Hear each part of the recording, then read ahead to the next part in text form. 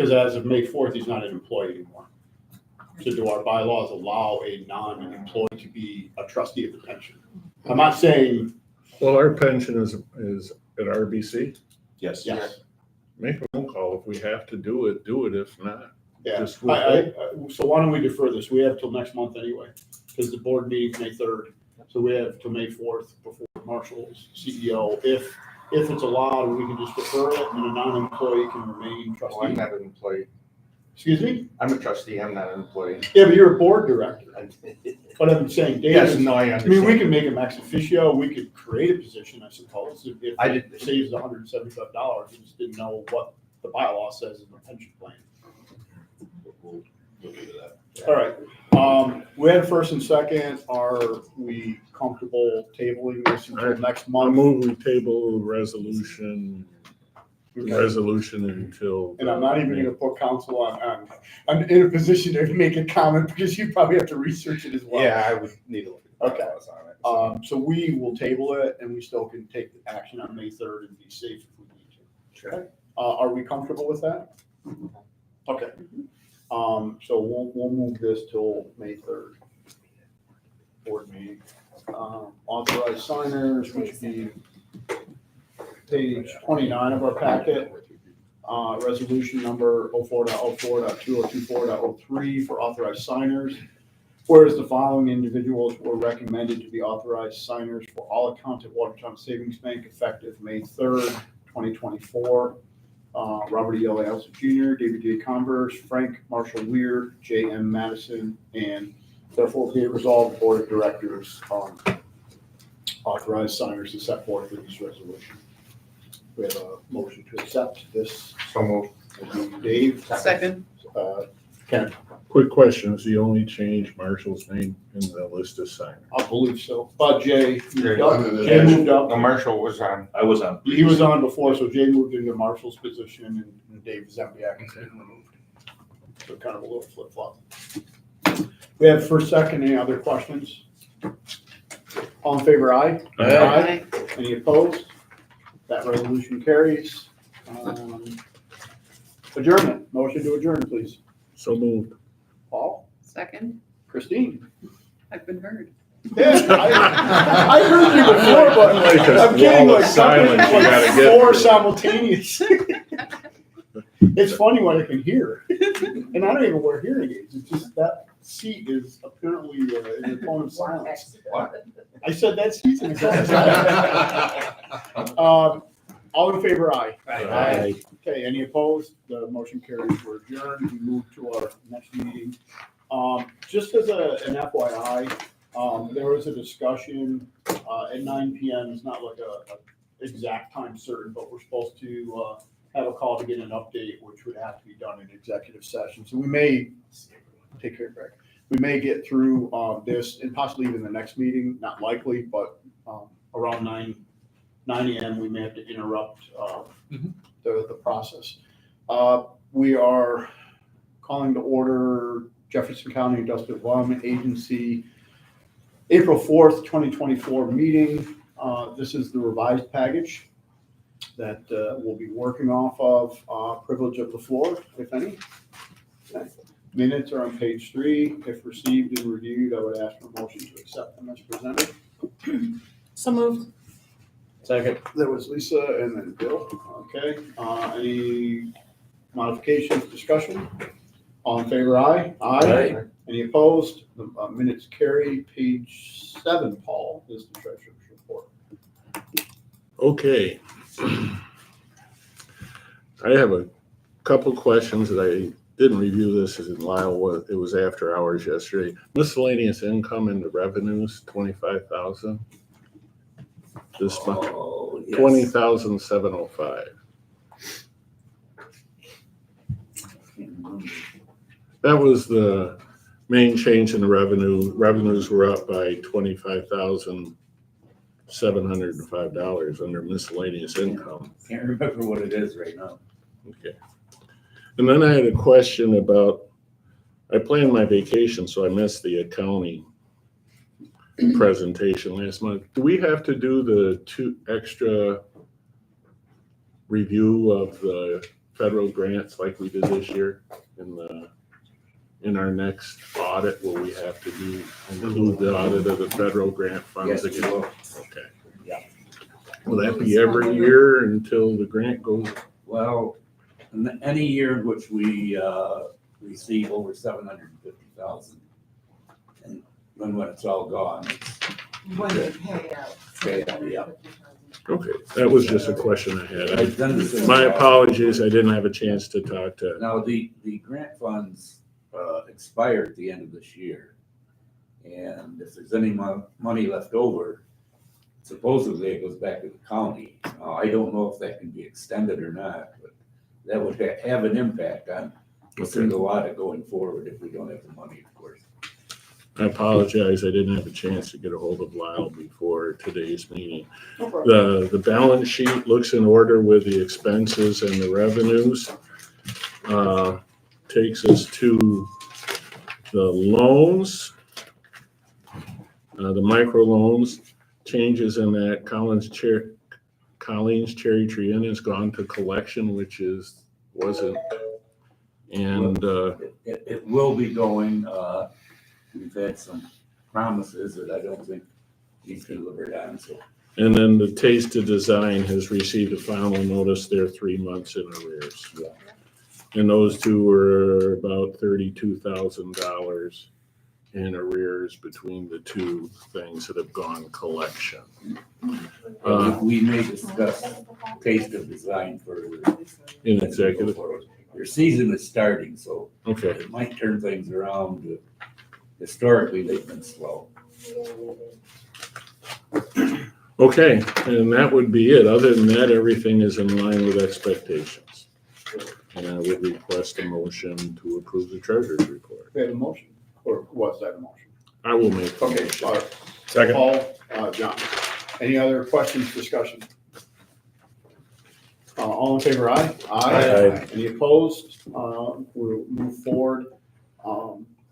We have something in here for loan review, but is there any updates on alternative energy or corporate park? I can't remember who the chair of the corporate park is. I usually ask Paul. No, it's either David or I. Okay, I can't ever remember. I should. Alternative energy, the only thing I would point out is I've noticed that Boralex, which is Green's Corner Solar in the town of Hounsfield and Watertown, acquired a property in the town of Hounsfield. I saw it in the paper for $970,000 Okay.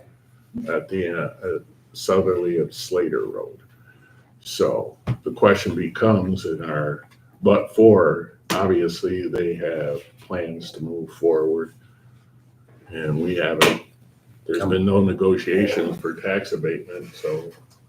How big of a parcel was it? Was it 20, 50 acres? 100 and something. So it was open land. Yeah, the individual kept the buildings, I believe, and just got the land. It was part of their plan. They have also received approval from ORES to expand the project to 140 megawatts from 120 megawatts. That was in the filing. That combines 20 megawatts from Southern Jefferson County. And actually, the project will now have a smaller footprint because of the new design. Yeah, Solar they panels. concentrated it away from Route 3, I think. They took a parcel that was north of Route 3. Using a new technology on Old panel. State Road, and Higher capacity. so, and they've increased the size of the panels. Output. The output, yes. Yeah. New What technology. do some of these new legislative changes mean, like this rapid or sort of being disbanded and changed into some other new acronym? You caught me on that one. Okay, research them, they don't look good. Yeah, that's good. I read, Transmission lines, Okay, right? but they have to do it taking eminent domain and just dumping transmission lines everywhere to promote renewable. So I kind of like the means to the end of, hey, we can't build a renewable because there's no transmission, so let's force transmission building. Which I suppose is realistic, but I don't know. the state has finalized the valuation model for Okay. 2024. Made no significant changes other than if you look at their preliminary model and they changed the output. So they lowered the output, so that lowers the value a little bit. Boralex with the new model will, with landwood value in the $65 million range for a project that's probably $200 million. So, Well, to me, along those lines, the noteworthy thing is National Grid's announcement, of their, was it $4 billion build out? It was a lot of money. Which goes in, I remind people, let's back up to Senator Gillibrand's announcement at the YM on CA on Coffeen Street a year ago, which was how, that was multi-million dollars to make National Grid's utilization of technology, smart grid, managing the power distribution grid system through sensing and reloading.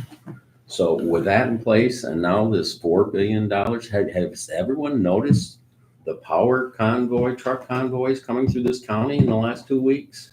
Hundreds of trucks have moved north, So this transmission, to me, it's clearly, you can clearly connect the dots. It's like we're getting ready to energize downstate New York, and it's going to be through solar.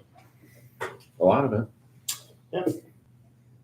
On a and similar one vein, last thing is I was checking on the NYSERDA page, and several of the projects have canceled their original awards where they applied for the rec credits or the strike price. And I believe they reapplied in a recent round, because if you recall, we had the correspondence with Boralex where they said if they didn't get an increase, they'd have to rebid it. And I believe they're rebidding their strike price or their rec credit award from NYSERDA, which I think is a mid to late May. Which, from what I understand, the governor and the energy advocates are trying to make renewable energy cheaper than conventional energy, which is kind of forcing them. Their expectations are to be able to acquire energy renewable in the 3 and 4 and 5 cents a kilowatt. I mean, that's their dream. Mhm. And hence all the developers just, it's like, you're dreaming, we're out. We're not even resubmitting a request for power purchase. Now, the process you just alluded to is they pulled out and now they're resubmitting, if I understand this right. But it ain't going to be in the 3 and 4 cents. It's going to be probably in that 6 or 8 cents a kilowatt is what they got to have to make these projects float. But what I wasn't aware Just of. remember that the money that the state's going to award them is coming out of our utility bills.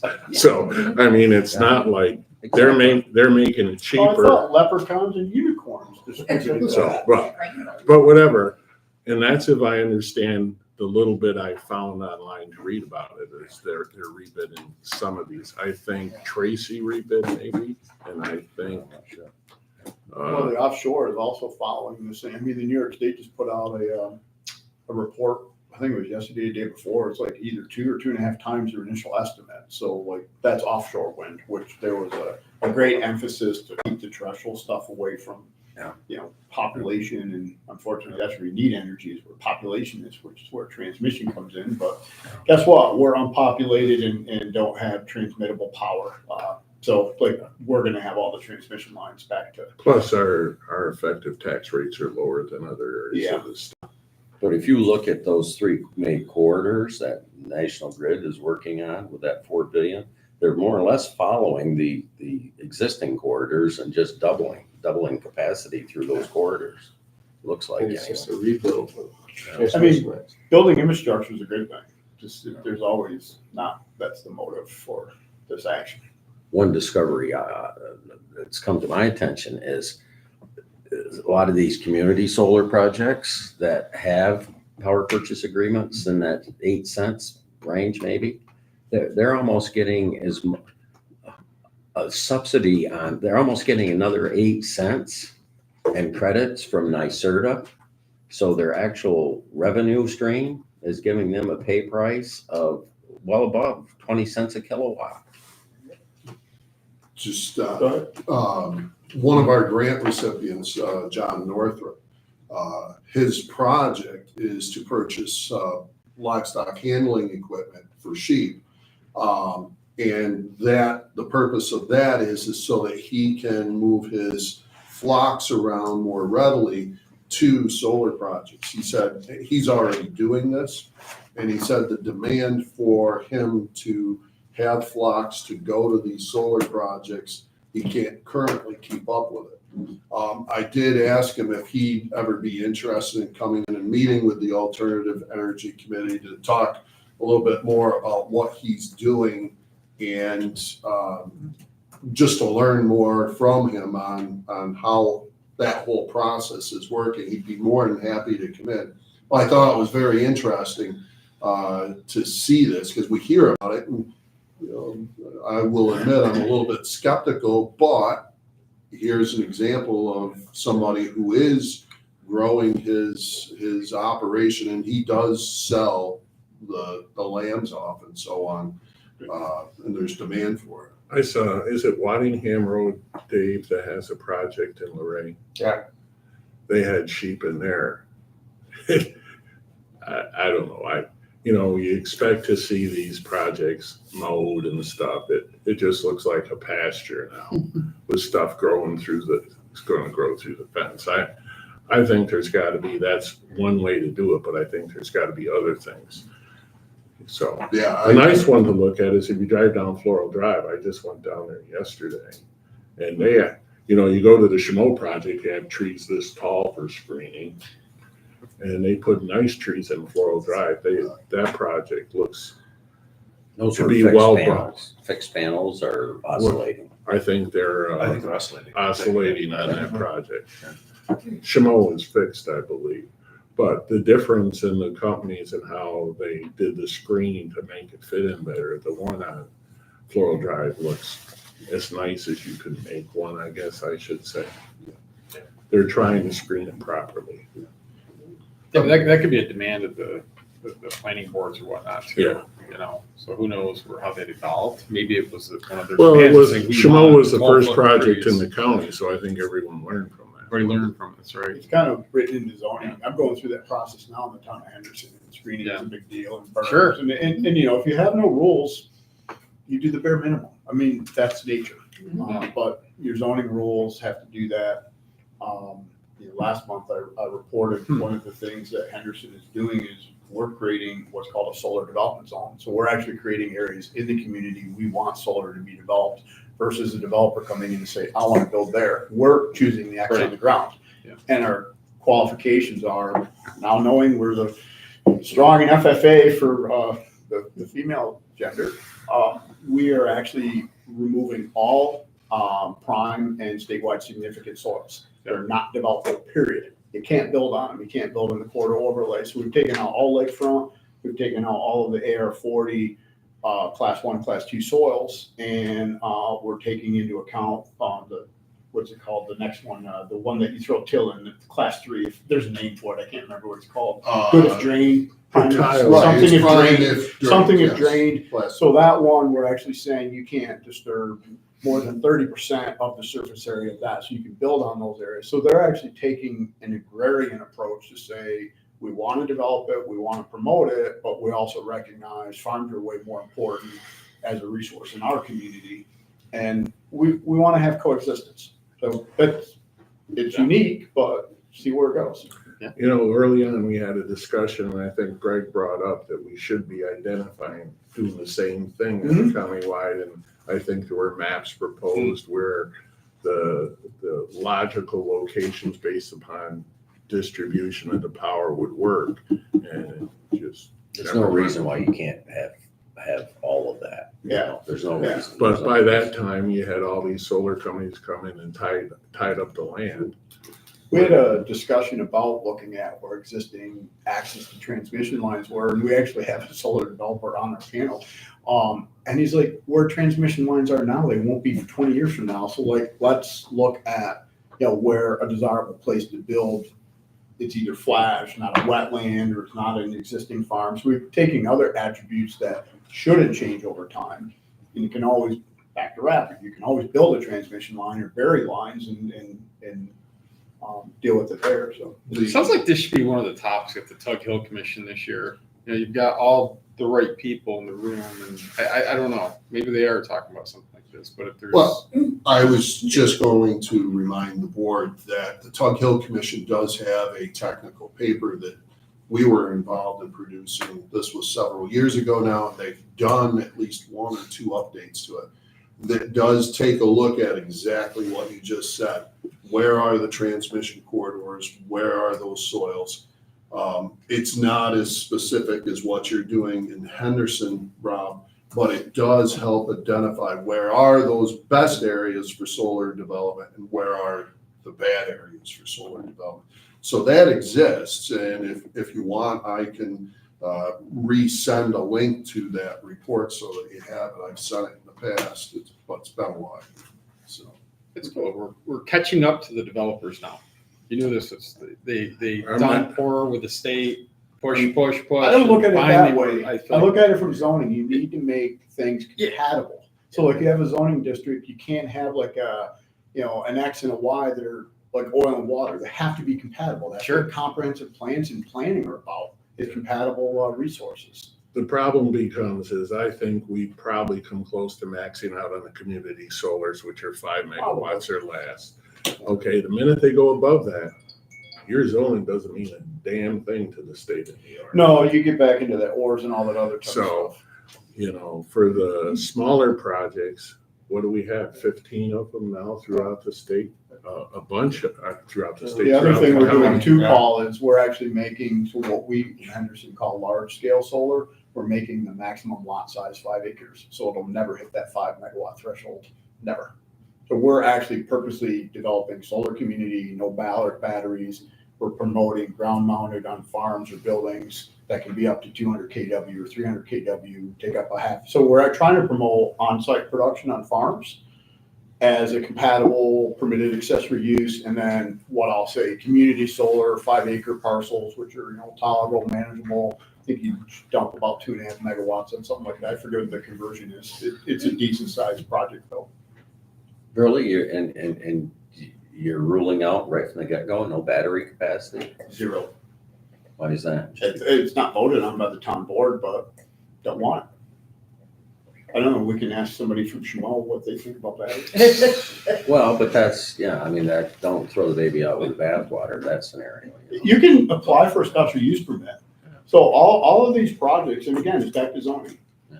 Zoning is about protecting the health, safety, and welfare of your residents. At this point, there's no good protection for battery. There's also not a need for batteries.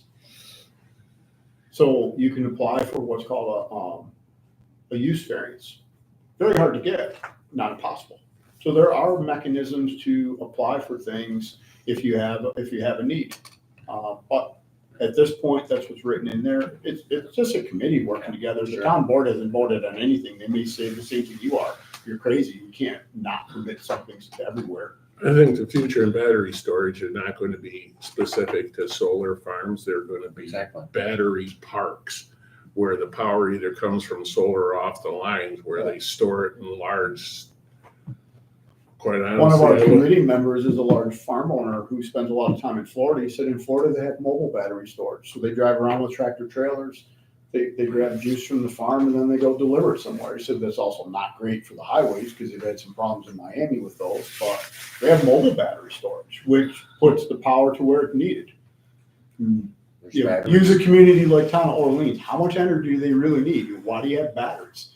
And if it's AC power, it loses up across the line. So like mobile batteries actually do make some sense, or DC transmission, which isn't going to happen. I mean, there are technology evolutions that we'll get to.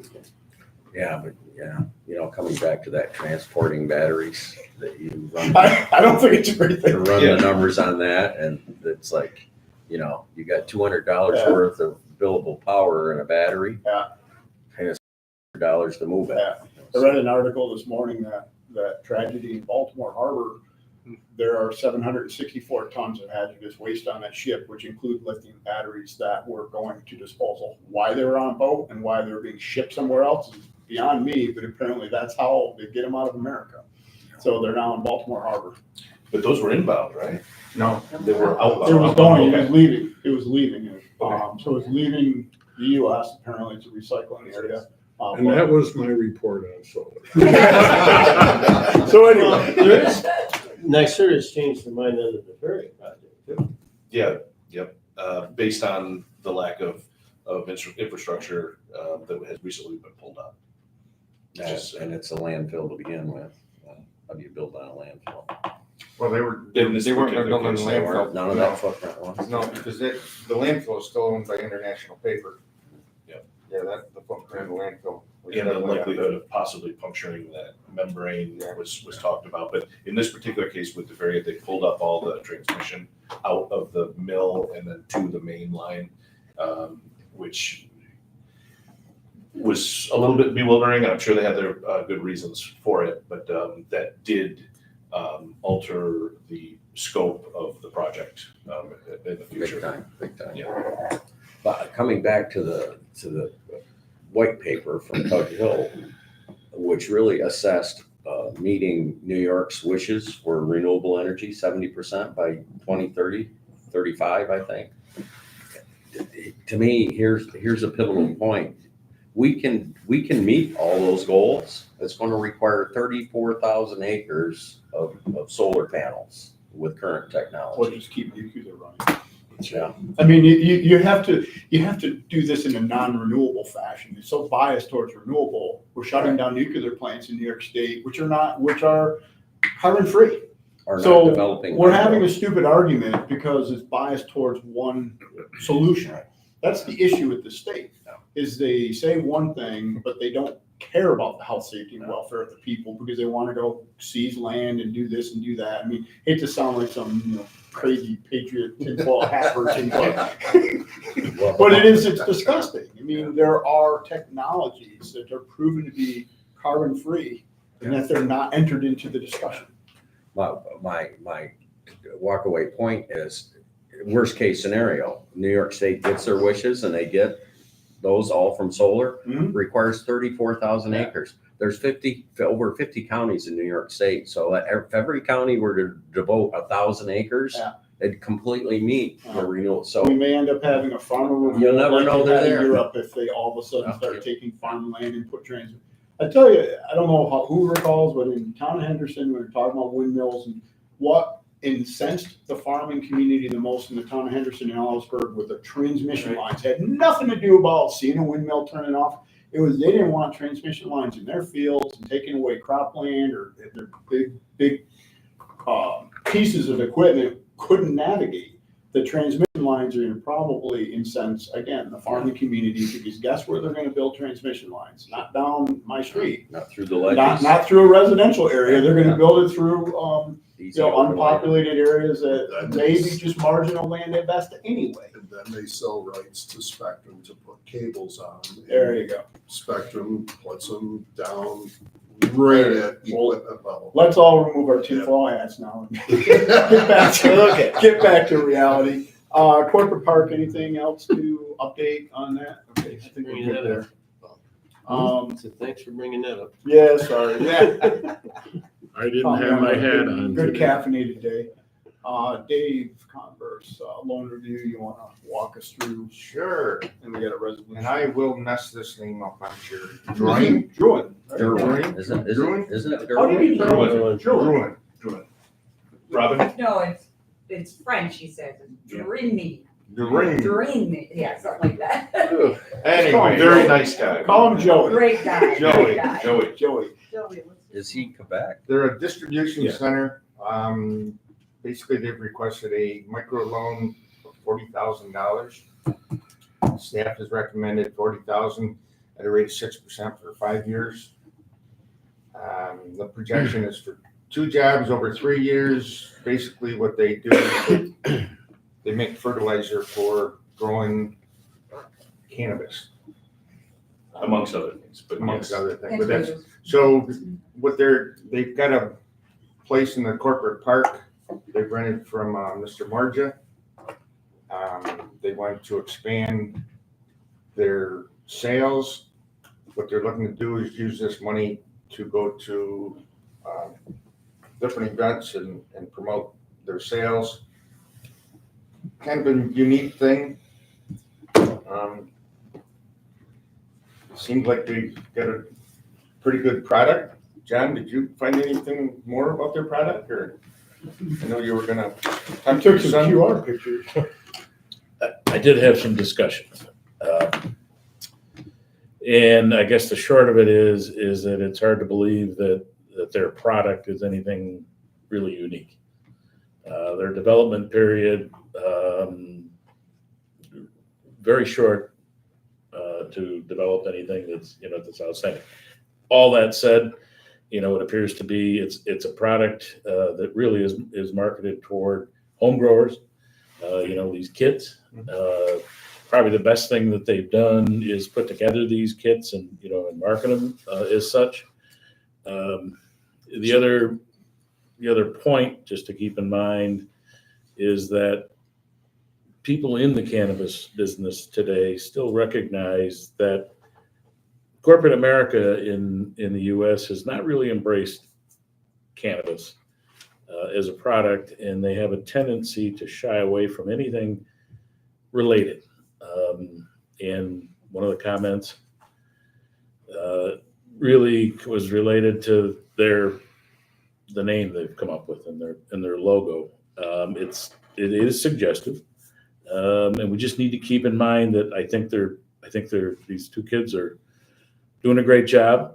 All the faith in the world, that hopefully they'll be successful. But we just need to understand that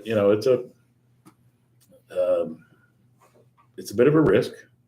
I'm willing to support it, frankly, but I just want everybody to understand that it's not as unique. Are we going to have an executive session? Yeah, at some point we'll call for one, just to hear as much as we can here. I have some questions. I wasn't at the presentation, but I have significant concerns, not about what it's being used for, but some questions. I think a couple Happy to things that provide more came up, details. You mentioned this, but I'll reemphasize it. There is no cannabis in this. It is no. fertilizer. No, It's fertilizer. for tomatoes. Your grandmother can use it. It does have a unique name, and it's branded towards one segment of growing a crop.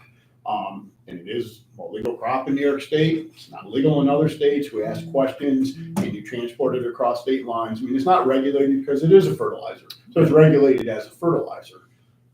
There were some other questions about. So with this, like we've said for years, it's a micro loan. We can get their personal guarantees all we want, but they're Canadian citizens, and frankly, we really don't have. This is the highest risk loan I think I've seen since being on this board. There's no collateral. There's no collateral. No collateral, No, no recourse. no There's no collateral. recourse, zero recourse. There's no recourse. Well, there was some talk about possibly securing assets in Canada, which we could do. We would need to engage local Canadian counsel to make sure we're properly doing that and perfecting our lien. The other idea that was tossed around too was requiring the borrower to keep a certain amount of inventory locally here, which we could certainly build into the loan docs as well. So I think there is a way to collateralize it. It's just going to be a little more complicated than it would be on a normal loan. Without, no disrespect, but Yep. it's a $40,000 loan, Oh, yeah. Yep. and if we get that much legal involved in it, you're going to take 25% of that loan proceeds or more pretty quick. I mean, between you and whatever legal we get in Canada or anything like that,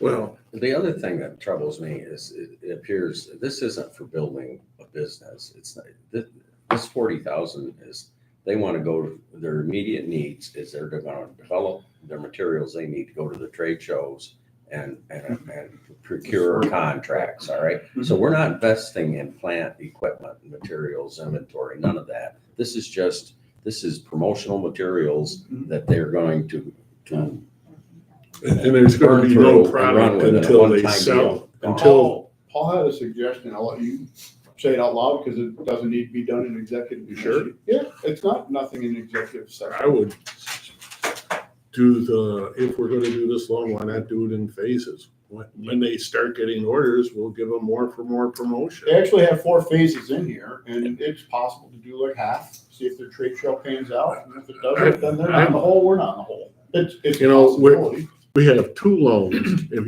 you go back, you know, when you look at the loans we've either had go bad or stuff, every other one has had either a reasonable set of assets in the United States that we could try to reach. We had personal guarantees that have turned out to be not worth it, but they all had assets in the United States. These guys have nothing. We're giving them money to go to show. If the shows don't pan out, there's no money coming in to pay off this loan. So as I said, I think this is the riskiest loan I've seen since we've been here. Now, I have no problem with the intent of making fertilizer for the growing of marijuana, I'll say it, but I always thought, you know, throw it in a pile of manure, it grows great. But, and the other thing is, if they're doing it for the home growers, they can grow what, 2 plants in a house? No, you can grow 8. 8? You seem to know an awful lot, Ed. He's a farmer, he stays up on laws. Let me tell you, for years, Stays up on laws. the industry, I watched this whole cannabis thing roll out through New York State. And it's a classic example when you put politicians and academia in charge of an industry, it's going to fail. And that's just what's going on with the cannabis. That's what you really think. For the last Well- 10 years in the organic circles, the promotional opportunity in organic circles has been cannabis and hemp. And I can show you failure after failure after failure because New York State did not follow through, and continues not to follow through. New York State currently is revisiting their whole But, program. you know, with the home growing, with the number of reports you read with fentanyl being infused in or being added to marijuana, that I think the home growing, the people that are going to use it are going to grow it at home just because it's a safer product in their minds, possibly. But I have no problems with that whole concept. I just see what's the difference between this and Miracle Grow. Yeah, I mean, I could take the cannabis issue right out of this. So let me- Just look at it as a business perspective. It's funny you should say that. We're going to Yeah. Well, we're gonna have to for Harry, so if we have more, I mean, I wanna spend a couple more minutes on this and kind of natural break. If we're gonna go into executive session, it's fine. No, go ahead, because before we, leave everybody and have them cool their heels. for Am I 15, missing 20 minutes. something? Or are you going to tell me? Not really. Okay. I'll save it. But, I would, so, we'll let Dave kind of finish up and Yeah. and we can have a good, we haven't read the resolution yet, we did threaten that we'll have to break at 9, so we're right on time, we have to. go 9 to o'clock exec- right now. Yeah, so we have to, Harry just got on, so we're gonna go in, somebody will have to call for executive session. I'd move that we go to executive session. One question for council, if we go into executive session to talk about Harry's update, can we also talk about this project, or do we have to name that now, since it's blanket personal financial? Can we do 2 things? Why don't we say to discuss 2 blanket, yeah. In just case right. something comes up with Exactly. this one after Harry, because we wanna go through stuff with Harry while I was on, I don't wanna come back. I just want to session and cover, go back. yeah, I want to make sure. That's But there was That was gonna be my motion. Okay. Excuse me, Dave, there was also, Lyle thought we might need to talk about legal action against one of the 2 defaults we have. So So- there's really 3 potential. What I would like to do is make a motion, we go into executive session to discuss personal financial issues on several projects along with possible legal. And with that, I would ask that staff and council be President. present Can you- also. Can you throw in, purchase of property, because there's an update. And the purchase of, yeah, we have several We things. have, So- you might as well do it all at once, so Correct. keep breaking and not. Sure. I'll second that.